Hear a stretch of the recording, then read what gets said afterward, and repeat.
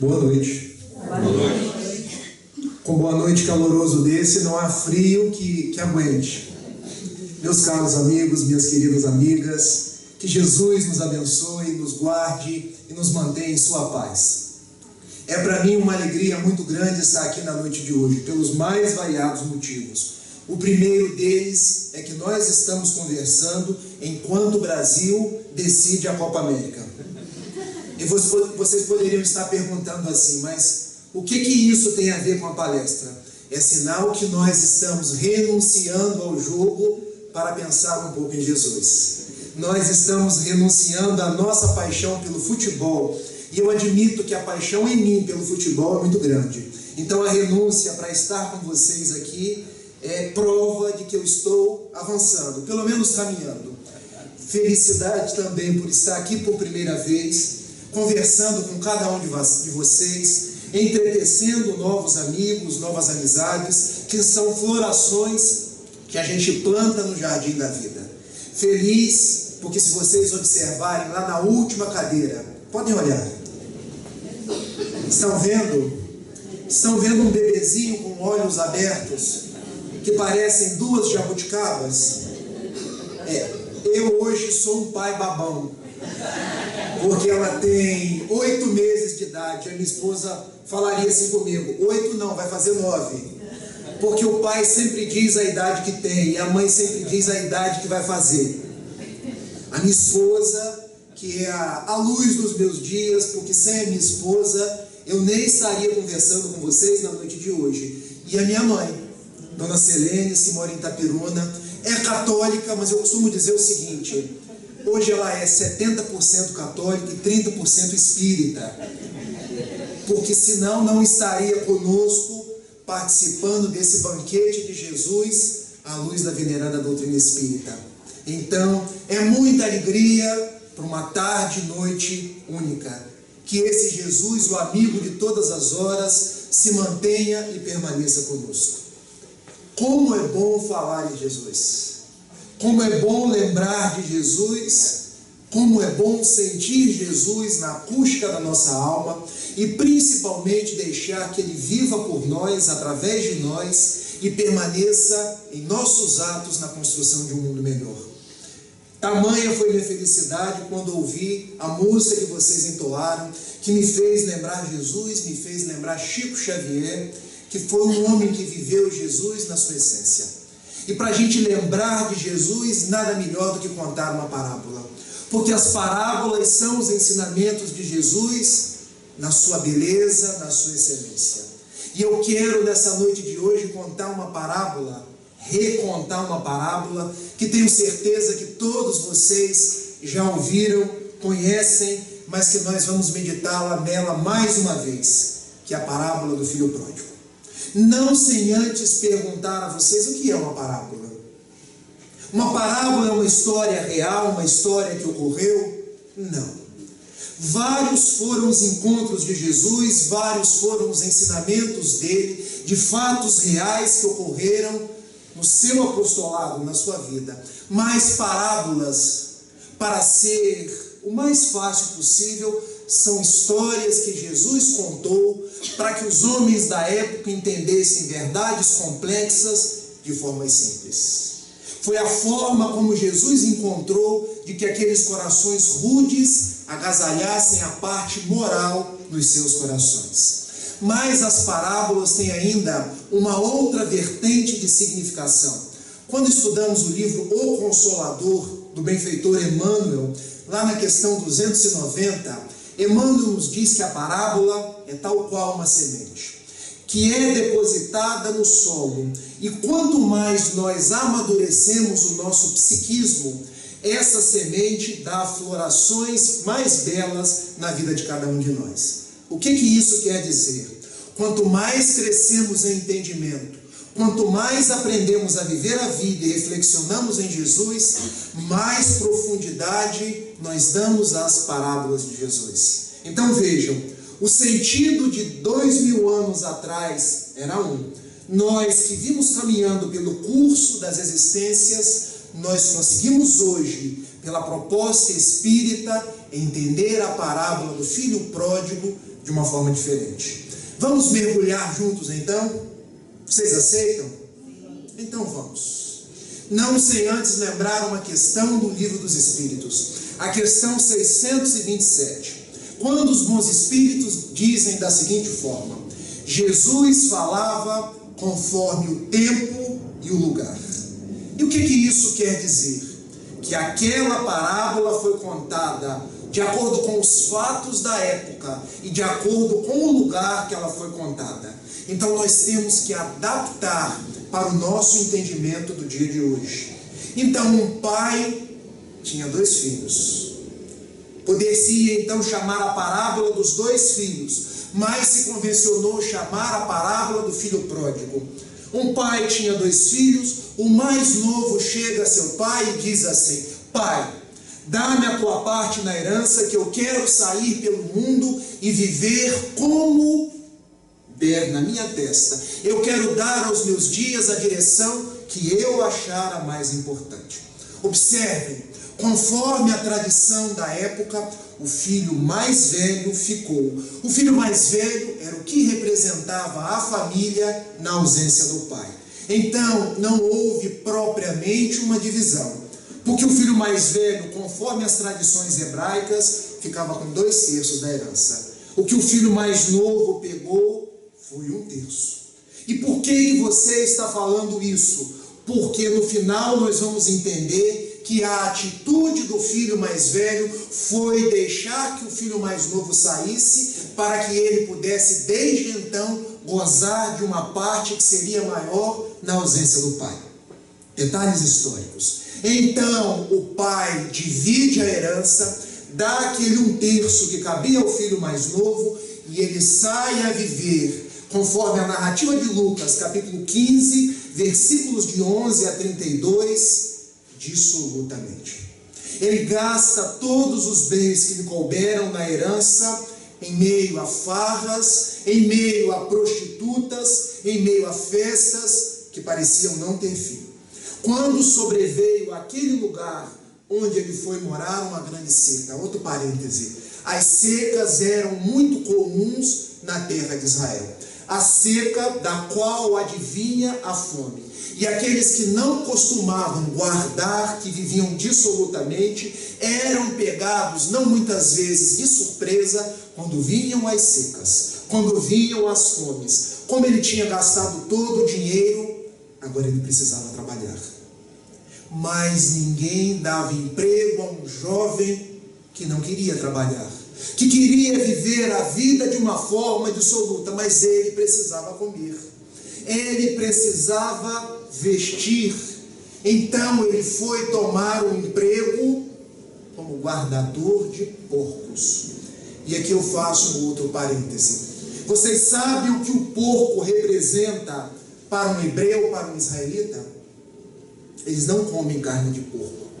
Se nós lermos a Torá hebraica, mais particularmente no livro de Levítico, nós vemos que Moisés proibiu que os hebreus comessem a carne de porco. Se não podiam comer, não podiam criar, porque aquele animal era considerado imundo. Mas em algumas cidades de Israel, mais particularmente a Decápole, que ficava do lado direito do Mar da Galileia, que tinha uma cultura helênica, uma cultura grega, ali se cuidavam alguns porcos. Então ele foi admitido como cuidador de porcos. Para um hebreu, para um israelense, era o pior emprego que tinha, porque o jovem teria que tomar conta do animal que era proibido, que era imundo para a lei de Israel. E ele foi tomar conta dos porcos. Ganhava muito pouco, não tinha o que comer. E o que ele passou a comer? A comida dos porcos, que nós vemos no Evangelho chamada como alfarrobas. E eu faço mais uma digressão histórica. Vocês sabem o que é uma alfarroba? É uma vagem vinda de uma planta chamada alfarrobeira. Na época em Israel nós tínhamos 2 tipos de vagem. A vagem gafanhoto, que era doce, que era nutritiva, Já ouviram falar que João Batista comia gafanhoto? Gafanhoto e mel. Na verdade, o que ele comia era vagem gafanhoto. E a gente acha que ele pegava um inseto e comia o gafanhoto. Era a vagem que chamava gafanhoto. Uma vagem nutritiva, uma vagem doce. E o que o filho pródigo começou a comer era uma vagem que era dada para os porcos, vinda de uma planta chamada alfarrobeira e que não tinha qualquer valor nutritivo. E naquele instante ele cai em si. O que representa cair em si? Representa um exercício de autoconhecimento. Representa um exercício de autoconscientização. Representa um processo de despertamento. Processo de despertamento parecido com o de Judas quando traiu Jesus. Porque quando traiu Jesus, ele caiu em si. Porque eu vendi o meu amigo por 30 moedas de prata. Um processo parecido com o que fez Maria de Magdala. Porque até hoje eu vendi o meu corpo. Um processo parecido com o que fez Simão Pedro. Porque eu neguei 3 vezes. Um processo parecido com o da vida de cada um de nós. Porque eu sigo no curso das minhas encarnações, andando em desacordo com a vontade de Jesus. Ele caiu em si e reflexionou. Na casa do meu pai, todos trabalham. Todos têm o que comer. E eu aqui, cuidando de porcos, um animal imundo e tendo que comer uma comida que eles comem, sem qualquer valor nutritivo, eu hei de voltar e dizer ao meu pai: eu pequei contra o céu, pequei contra ti, já não sou digno de ser chamado teu filho, perdoa-me. E ele voltou. Mas agora ele tinha 3 problemas. E vocês sabem quais eram os problemas? O primeiro problema era com o pai. Porque um filho, quando pedia a parte da herança ao pai, tá frio, gente? Pouquinho, né? Que Deus permita que as nossas palavras aqueçam as almas. Ou melhor, que os espíritos aqui presentes aqueçam os vossos corações. Na antiga Israel, quando um filho pedia ao pai a parte da herança, era como se ele estivesse dando uma bofetada no pai. Era como se ele dissesse, em outras palavras: eu quero o Senhor morto, porque eu não penso na sua vida, eu só penso na herança. Quando nós então pensamos nessa parábola e não a buscamos conforme o sentido histórico, nós deixamos passar esses detalhes. O segundo problema: quando um filho ia contra o seu pai, ele criava um problema na comunidade. A comunidade não o aceitaria se o pai não perdoasse. E o terceiro problema era o problema com o irmão. Porque se o irmão, na ausência do pai, representava a família, o irmão teria igualmente de perdoá-lo. É muito problema para um jovem só, mas ele voltou. E voltando à casa do seu pai, de longe, o seu pai veio ao seu encontro. E ele já começa a balbuciar ao falar mais alto: meu pai, pequei contra o céu, pequei contra ti. Já não sou digno de ser chamado teu filho. Você me perdoa? É lógico que eu te perdoo, meu filho. E ele chamou os auxiliares da fazenda e mandou que fossem feitas 3 coisas. Vocês lembram quais eram as coisas? A primeira das coisas, que fosse colocada uma sandália no pé dele. E por que a sandália? Porque a sandália só se coloca em quem é filho e não em quem é empregado. Ou seja, o pai o perdoou e o considerou como filho. A segunda coisa, mandou que lhe colocassem o anel no dedo. E o que o anel representava? Faz parte da nossa família. E a terceira coisa, mandou que se matasse o novilho cevado. E o que isso representa? O novilho cevado é o melhor animal, o animal mais gordo, o animal mais robusto da propriedade. Quando se mata o novilho cevado, é porque está fazendo uma festa. E logo a vizinhança, quando sabe da morte do novilho cevado, é porque vai ter uma festa de arromba naquela fazenda. Primeiro problema resolvido, o pai o perdoou. E como o pai o perdoou, a comunidade igualmente o perdoou. E começou a festa. O filho mais velho estava no campo. Ele foi chegando e percebeu a algaravia, percebeu aquele vozerio, percebeu a música que estava rufando no ambiente, chamou o empregado e disse assim: o que se passa? Que música é essa? Que confusão é esta? E o empregado: é o seu irmão que voltou. E ele, ao invés de entrar e igualmente perdoar o seu irmão, resolve chamar o pai para tomar satisfação com ele. Ao invés de lavar roupa suja em casa, como se diz nos dias de hoje, ele resolveu lavar na frente de todo mundo. Ele diz: meu pai, o que é isso? Meu filho, é o seu irmão mais novo, que estava perdido e foi encontrado. Ele estava morto e reviveu. E no auge da sua ira, ele diz a seu pai: mas meu pai, eu tenho estado com o Senhor todos esses anos, trabalhando de sol a sol, e você nunca me deu um cabrito para eu comemorar com os meus amigos. E agora vem esse filho que gastou todos os seus bens dissolutamente com as prostitutas, em farras, e o Senhor manda matar o novilho cevado. E o pai amoroso respondeu: meu filho, tudo que é meu é seu. Essa propriedade na qual vimos trabalhando, ela é sua. Mas esse seu irmão estava perdido e foi encontrado. Estava morto e reviveu. Esta parábola contada por Jesus. E quais são as pérolas que nós tiramos dela?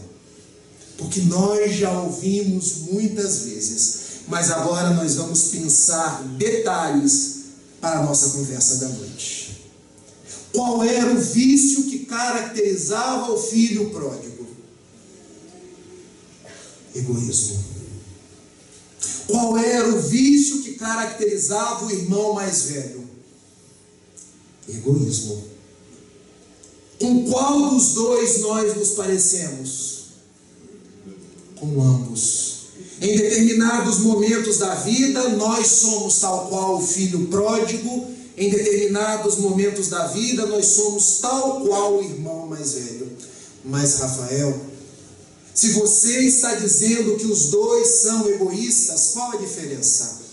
A diferença é que o filho mais novo é o egoísta corajoso. Ele pensava em si, ele pediu a parte que lhe tocava na herança e foi viver a vida. Mas eu não compreendo. E o filho mais velho? O egoísta covarde, porque também só pensava em si, porque igualmente queria fazer as mesmas coisas que o filho mais novo, mas não teve coragem. Da onde você depreende isso? Quando ele diz ao pai assim: eu tenho passado todos esses anos contigo e você nunca me deu um cabrito para celebrar com os meus amigos. É sinal que ele também queria a celebração.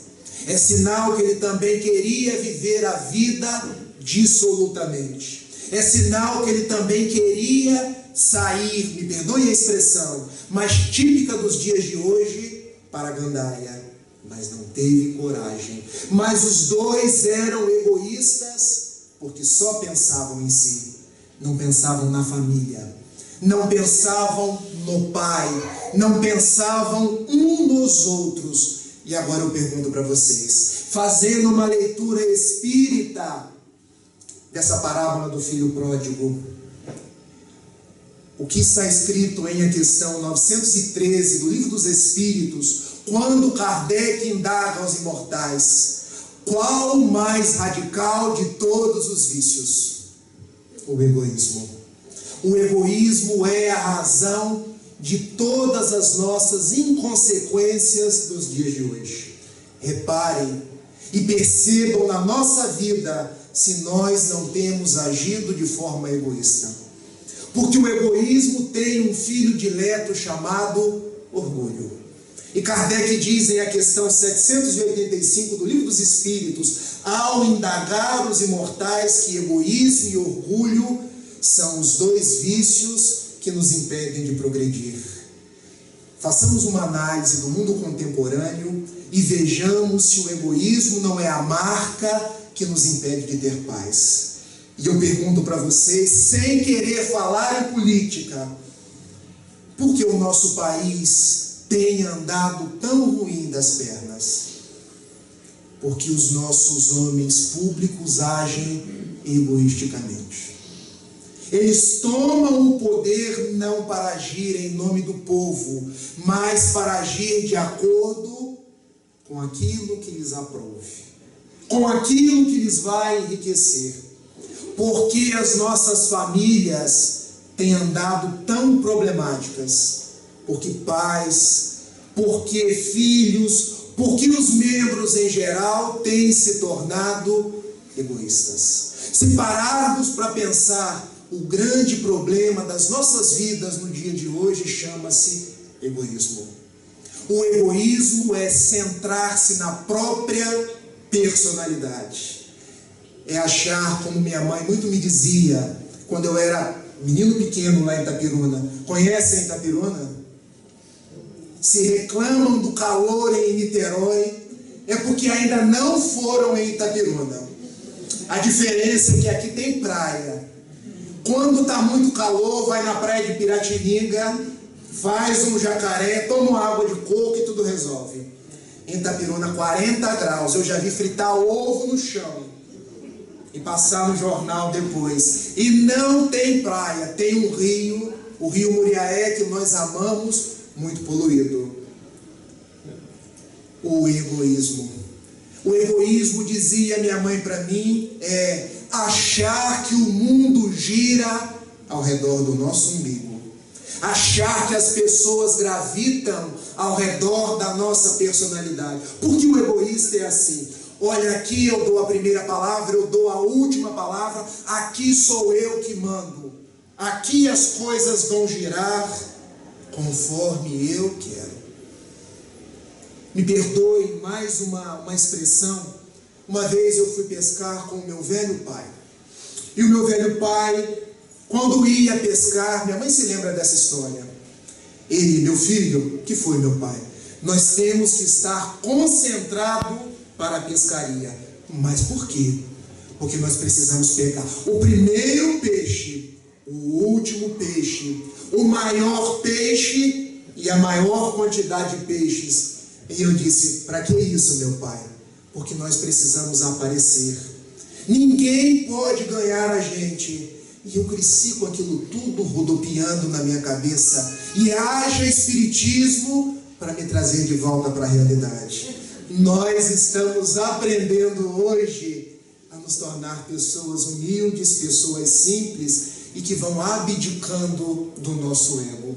O egoísmo, então, é essa chaga que impede a gente de olhar o outro. Quando o filho mais jovem então chega a seu pai e diz, dá-me a tua parte na herança, ele não quis saber se aquela parte era importante para o pai pagar as contas, se aquela parte o pai estava usando no provimento da própria saúde. Ele quis a parte da herança. Egoísmo. Da mesma forma que o mais velho, quando o mais novo chega, ao invés de ir abraçá-lo, eu abraçar esse daí, não, eu penso em mim. Porque se agora ele voltou, eu vou ter que dividir a herança de novo. Porque no fundo era isso que ele pensava. Primeira lição então que nós tiramos é a lição do egoísmo. Não sejamos egoístas. Mas a segunda lição que Jesus nos traz na parábola do filho pródigo é a mensagem da dor. Porque a dor tem um aspecto pedagógico na vida de cada um de nós. Porque se nós somos viciosos, se nós nos tornamos pessoas que agem com egoísmo, com orgulho, com maldade perante o mundo, o que acontece conosco? Vem o cadinho do sofrimento para poder nos devolver ao caminho reto, ao caminho com Cristo. A dor, então, a aflição, as nossas dificuldades são bênçãos que Deus envia ao nosso caminho. E isso só o Espiritismo nos ensina. Isso está lá no capítulo 9 do Evangelho segundo o Espiritismo. A dor é uma bênção que Deus envia aos seus eleitos. E por quê? Só existe dor, só existe aflição, porque remanescem em nós as imperfeições. O que gerou a dor no filho pródigo? O egoísmo dele, a imperfeição dele de pedir a parte que lhe tocava na herança e depois ir viver a vida dissolutamente, em meio às prostitutas, em meio às farras sem fim. Então, a aflição da fome, a aflição do frio, a aflição de trabalhar junto aos animais imundos e ter que comer as alfarrobas, era porque ele não soube se portar diante da vida. Então, há sofrimento que só existe porque remanescem em nós as imperfeições. Mas o sofrimento tem ainda um outro aspecto. O aspecto do despertamento. Nós só despertamos na nossa vida quando sofremos. Infelizmente. Nós podemos despertar pelo caminho do amor, mas a grande maioria de nós despertamos quando a dor vem nos visitar. Quando a moléstia se nos aproxima da alma, e aí a gente se dá conta que saiu do caminho correto. Há uma palavra que eu aprendi quando ainda era católico. Lembram-se que eu falei que a minha mãe ainda hoje é católica? Até os meus 18 anos eu fui católico. E lá na igreja católica eu aprendi uma palavra que eu tinha assim, uma certa cerimônia para com ela. Porque eu achava um tanto quanto rígida, um tanto quanto pesada, porque eu não podia pecar. Porque se eu pecasse, algo me aconteceria. Mas comecei a estudar o Espiritismo, fui até a etimologia da palavra e aprendi que pecado vem do hebraico. E pecado quer dizer desviar da rota. E quando nós desviamos da rota, vem uma coisa chamada dor, chamada dificuldade, chamada aflição, para nos colocar na rota novamente. E Jesus nos ensina, o filho pródigo, por ser egoísta, dissoluto, recebeu a dor e a aflição para lhe devolver a rota da casa do seu pai. Até aqui tudo bem? Mas a lição mais preciosa da parábola do filho pródigo é quando ele retorna e o pai lhe perdoa. O pai age com misericórdia para com ele. O pai manda-lhe colocar sandálias nos pés e anéis nos dedos. O que diz para cada um de nós que Deus, que representa aquele pai da parábola, é um pai misericordioso, é um pai amoroso, que espera a cada um de nós retornar ao seu aprisco. Vocês sabem o que quer dizer a palavra misericórdia? Mísero quer dizer problema, quer dizer dificuldade. Córdia quer dizer coração. Segundo João Guimarães Rosa, o grande escritor brasileiro, misericórdia é colocar o coração na miséria alheia. Então, ter misericórdia é ter empatia, é ter brandura, é ter respeito, é ter consideração pela dor alheia. Então, aquele pai amava o seu filho, aquele pai perdoou o seu filho, aquele pai acolheu o seu filho, e aquele pai vem agasalhando a cada um de nós, porque agora nós aumentamos as nossas reflexões, e eu pergunto a cada um de vocês, os que estão com frio, os que estão sem frio, os que estão querendo dormir, quem são os filhos pródigos dos dias de hoje? Nós. A resposta foi tímida. E alguns me perguntaram assim, nós todos? E eu devolveria a pergunta, existe alguém aqui encarnado ou desencarnado, talvez desencarnado ou benfeitor espiritual, que não seja um filho pródigo, que não seja alguém que errou pelas vias do caminho, encontrou a dor como um mecanismo redentor e tem tentado voltar ao aprisco de seu pai? Olha a mensagem que Jesus nos contou de uma forma simples, mas de uma simbologia imensa aos corações de cada um de nós. O relógio aqui tem pilha Duracell, né? Não falei nada e já está acabando o meu tempo de falar. Meus amigos, eu digo para vocês que eu sou um filho pródigo, que tem encontrado no Espiritismo o caminho de retorno à casa de Deus, que tem encontrado nesta doutrina abençoada uma forma de ver Jesus como grande amigo das nossas vidas. Tenho aprendido com o Espiritismo a não criticar as pessoas, a não reclamar das dores do caminho e agradecer, porque elas têm me feito dizer a Deus: pequei contra o céu, pequei contra ti. Já não sou digno, ou melhor, deixa-me ser digno de novamente ser chamado teu filho e retornar ao seu amor. E eu me recordo dos meus 18 anos de idade. Minha mãe não gosta das minhas digressões, mas eu gosto de falar um pouco de mim, porque não é autobiografia, mas para nossa sensibilização. Eu de 17 para 18 anos de idade, eu fui uma pessoa, um jovem que quis me suicidar. Eu tive problemas do trato psíquico que me impediam de viver uma vida normal, de conversar com as pessoas. Eu tinha uma angústia interna e algo que me obliterava a razão. E existia um médico em Itapiruna, minha mãe há de lembrar o nome dele, o Dr. Quaresma, minha mãe, que uma vez disse para ela assim: Dona Selenes, ou você interna esse menino, ou eu não me responsabilizo por ele. Me lembro inclusive de uma outra psicóloga, Andréia, que uma vez chegou para minha mãe e disse assim: Dona Selenes, eu vi o seu filho lá na praça, de frente à igreja, com a cabeça baixa, falando sozinho. Esse menino tem problemas. E de fato eu tinha problemas. Todos nós temos problemas. E o nosso maior problema é o distanciamento de Jesus. O nosso maior problema é deixar de viver conforme a vontade dele. O nosso maior problema é que num determinado momento na existência, nós viramos para Jesus e para Deus e pedimos a nossa conta, a nossa parte na herança, para viver no mundo conforme o nariz apontar. E eu venho pelas vias das reencarnações.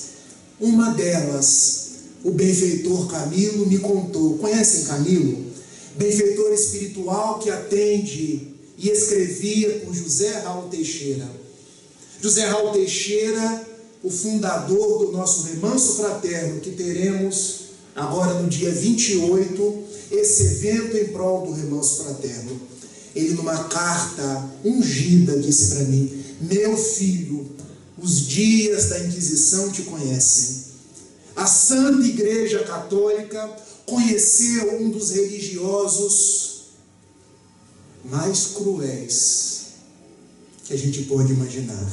Muitas almas foram devolvidas ao plano espiritual depois de processos de tortura, depois de confissões espúrias, depois de terem confiscados os teus bens, enquanto você só pensava na sua instituição, no seu egoísmo e no poderio que aquilo poderia te resultar. E tal qual filho pródigo, você voltou ao Pai e disse a Ele que não merecia ser chamado teu filho e pediu perdão. E Ele aceitou o seu perdão.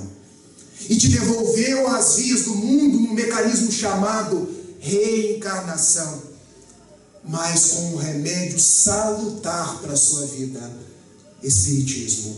Você encontraria o Espiritismo para que a sua alma causticada de dores pudesse, enfim, encontrar a paz, encontrar o norte, encontrar o rumo. e quando eu tinha 18 anos de idade.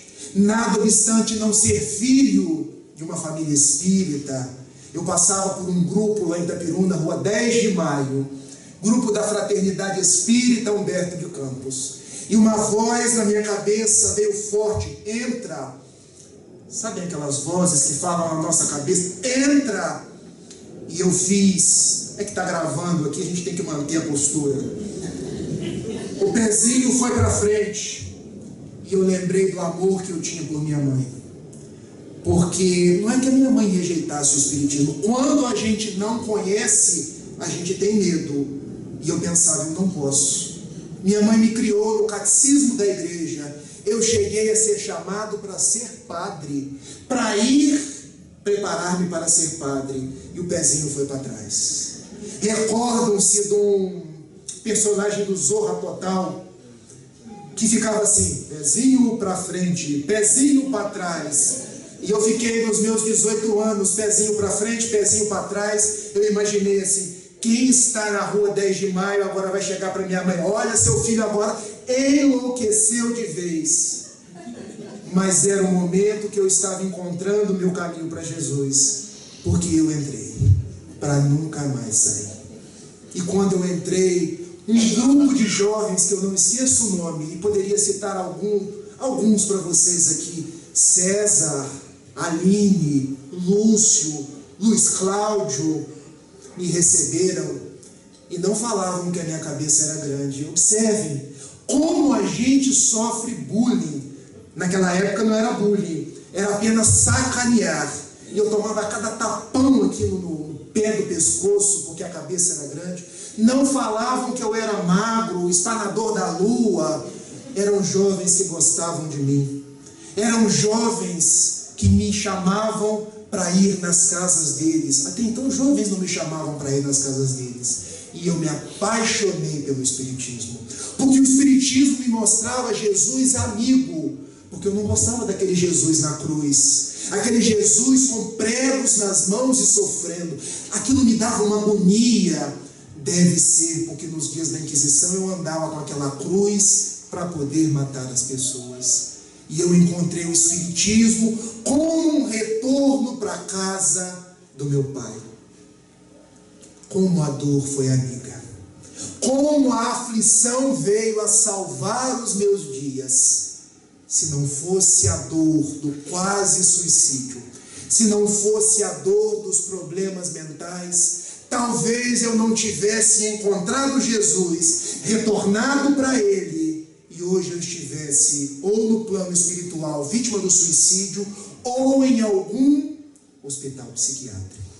Então agradeçamos.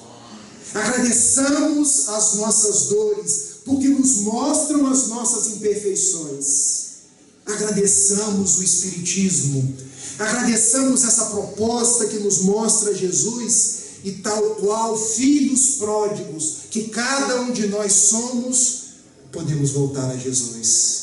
Podemos ir a esse Pai que, quando nos olha, nos mandará botar sandálias nos pés, anéis nos dedos e mandar fazer uma festa. Porque há mais alegria no céu quando um pecador se arrepende do que pelos 99 justos que lá estão. Nós somos os filhos pródigos. E há 2000 anos estamos escutando essa parábola e não nos emendamos. Passamos encarnações como padres, como bispos, como reis, como rainhas. E eu digo à minha mãe assim: você já esteve na igreja comigo. Eu não acredito nisso. Não precisa acreditar. Basta seguir Jesus na sua proposta católica, porque Ele é que nos traz paz ao coração. Nós somos esses filhos pródigos, chamados pela falange do Espírito Consolador, chamados pelo Espiritismo para... o Brasil tem sido campeão. Mas nós estamos aqui firmes com Jesus, chamados pelo Mestre, a renovar os nossos anos. E eu me lembro de uma guerreira mineira. Falar em guerreiro mineiro é uma redundância, Porque quem nasce nas Minas Gerais é guerreiro, é forte. Quem nasce no Rio também. Porque senão eu posso apanhar aqui, Márcio. Mas eu gosto de falar dos mineiros porque minha esposa é de Goval. Conhecem Goval? Governador Valadares. Metade foi para os Estados Unidos. A outra metade veio para o estado do Rio. Então eu sempre exalto as Minas Gerais. E assim quando eu chego em casa, ganho mais um beijo. Porque o casamento é assim, cada dia a gente tem que aguar um pouquinho. Dona Aparecida Conceição Ferreira, mineira de Uberaba, 1958. Ela que era nascida em 1915, enfermeira da Santa Casa de Misericórdia, mulher negra, pobre, brasileira das mais dignas possíveis, tomava conta da parte do hospital que cuidava dos doentes do fogo selvagem. Eu estou contando essa história porque eu me lembrei de Chico, e Chico adorava a Dona Aparecida Conceição Ferreira. Aí está dizendo que conheceu. E ela tomava conta daqueles doentes como se fossem filhos seus. E vocês conhecem a doença do fogo selvagem? Arde, queima, dá bolhas no corpo, e quando aquelas bolhas estouram, aquilo sai queimando as mucosas, a pessoa vai, me perdoe o termo, entre aspas, apodrecendo vivo. E aquilo é altamente contagioso. Quem chega perto, pega. Mas ela não tinha medo de pegar. E cuidava como se fossem seus filhos.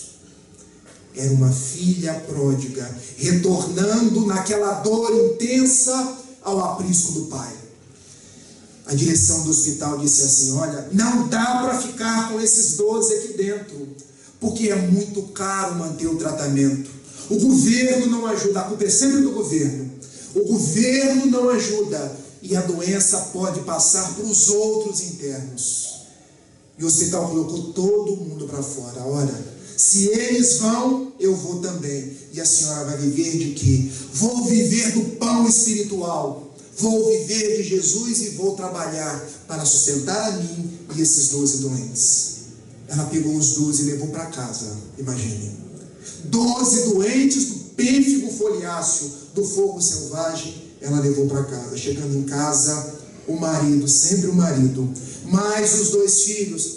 Onde você vai com esses doentes? Vão ser meus filhos doravante. E o marido, ou eles ou nós. E ela com aquela fibra cristã: vocês já estão crescidos, eles precisam de mim, podem sair que eu fico com eles. E os doentes ficaram na casa dela. Mas o marido e os filhos, como precisavam dela, daí a um tempo voltaram também. E ela cuidou daqueles 12 doentes e fez mais. Começou a pedir esmolas na rua, esmolas em São Paulo, começou a pedir doações. Em 1959, Francisco Cândido Xavier, um homem paz, um homem amor, um homem que psicografou mais de 400 livros, muda-se de Pedro Leopoldo para Uberaba. Conhece Dona Aparecida Conceição Ferreira e começa a ajudá-la com a vendagem de seus livros. Todos doados à caridade. O tempo passa e ela consegue abrir um hospital em Uberaba para atender não só aqueles 12. Os doentes se multiplicam e hoje nós temos o Hospital do Pênfigo Foliáceo em Uberaba, que atende não só os doentes do fogo selvagem, mas um sem número de doentes que estão lá hoje na condição de filhos pródigos encontrando Jesus. Um dia ela vai até a reunião e Chico Xavier lhe faz uma revelação: minha filha, chega mais, porque ela era simples, Chico também era simples. O que se passa, seu Chico? Você tem encontrado Jesus por esses doentes. Você é uma filha pródiga que retorna à casa de Deus. Mas como, seu Chico? É o seguinte: os dias da Inquisição conheceram uma grande dama europeia, nobre, de muitos valores amoedados, que mandavam os hereges para a fogueira. E o que eu tenho com isso, seu Chico? Você era aquela dama. E esses que hoje você cuida são os que executavam as ordens. Como eles queimavam, hoje eles sentem, através da doença, o próprio corpo ser queimado. Mas você que toma conta deles e eles que expungem através da doença, estão apagando as feridas espirituais e encontrando-se com Jesus. Essa a vida de Aparecida Conceição Ferreira, que desencarnou em 2009. Chico já havia partido em 2002. E quando ela desencarnou lá na Bahia, Divaldo Pereira Franco psicografa uma carta dizendo assim: hoje os céus do Brasil estão iluminados. Mais uma estrela ganha o zimbório celeste. Uma filha pródiga retorna à casa do pai e Deus a recebe de braços abertos, dizendo: minha filha, toma aqui as sandálias, toma aqui o anel e vem, porque hoje é dia de festa. Essa é a parábola do filho pródigo. Essa história de amor que Jesus nos contou há 2000 anos atrás e que repercute nas nossas almas ainda hoje. Meditemos sobre ela e sigamos em frente. Que Jesus caminhe ao nosso lado. Agradeço a cada um de vocês pela paciência. Agradeço minha esposa, minha filha, minha mãe. Agradeço a Jesus. E numa poesia de Amélia Rodrigues, imortalizada por Divaldo Pereira Franco, eu endereço o meu agradecimento aos seus corações, dizendo assim: meu Deus e meu Senhor. Enquanto lá fora o desespero caminha e a miséria dizima, eu quero lhe dizer que sou o filho pródigo, retornando ao seu aprisco. Eu gostaria, Senhor, de ser a chuva generosa que caísse por sobre a terra porosa e reverdecesse o chão. Mas como eu não conseguirei, eu então te pedirei para ser um copo de água fria, matando a sede e a agonia de quem anda na escuridão. Eu gostaria, Senhor, de ser uma Via Láctea de estrelas, para que as noites da terra fossem mais belas. Perdão. Mas se eu não conseguir, eu te venho pedir para ser um pirilampo na noite escura, iluminando a amargura de quem anda na escuridão. Eu gostaria, Senhor, de ser um jardim de flores, de todas as cores, para embelezar a terra. Mas na dor que minha alma encerra, se eu não puder ser um jardim, deixa-me ser uma rosa solitária, no painel da natureza, colocando sua beleza. Eu gostaria, Senhor, de ser um trigal maduro, para repletar de pão a mesa da humanidade. Mas é demasiado para mim, então eu lhe peço para ser um grão, que caindo no chão me multiplique em milhão e me transforme em pão para a sociedade. Eu gostaria de ser artista, esteta, cantor, trovador, musicista, orador, para falar da magia e da beleza da sua glória. Mas como nada sou, falta-me o verbo, falta-me a mestria. Então eu lhe peço para ser o companheiro da criatura deserdada, que segue caminhando na estrada da alucinação, e dando-lhe a mão de sustento, eu lhe possa dizer: sou teu irmão e irei contigo. Graças, Senhor, te dou porque nasci. Graças, Senhor, porque creio em ti. Pelo teu amor, obrigado, Senhor, e pela sua atenção, muito obrigado, meus irmãos. Que assim seja.